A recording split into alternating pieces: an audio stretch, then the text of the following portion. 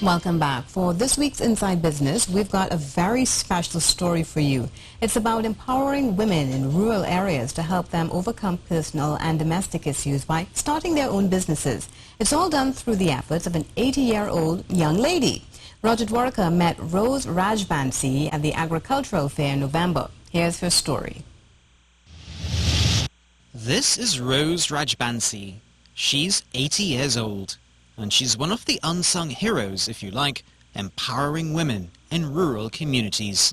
We believe that some of our women, there are many opportunities for them, but they don't know really how to make the first step.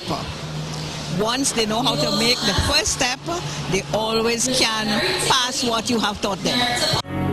According to Mrs. Rajbansee, the term rural woman doesn't refer to extreme poverty, but to those who live in communities where there's a lack of basic amenities. Originally born and raised on a farm in Plomita in Manzanilla, Rose's grandmother was a former indentured labourer working on a cocoa estate. That's where the inspiration began. She attended Naparima Girls' College, learning about farming from the Canadian missionaries and offering tea, sympathy and small kitchen business advice to local women. There will be women who live in your communities who would come to ask you questions about making products, and you would be surprised to know the kinds of questions they would ask about, how to manage some things in their personal lives.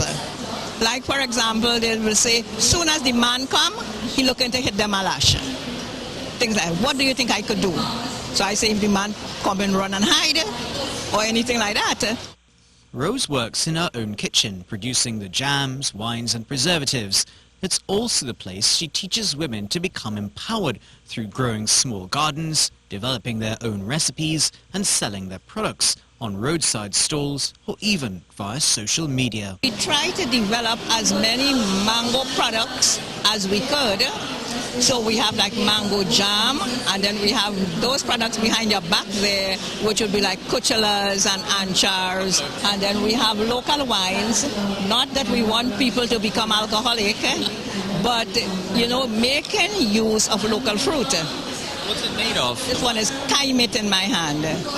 Now, annually on October 15th, the United Nations honors rural women, who they see as key to achieving economic, environmental and social changes required for social development anywhere in the world. But rural women also tend to face limited access to credit, healthcare and education, which are further aggravated by global and economic crises and climate change.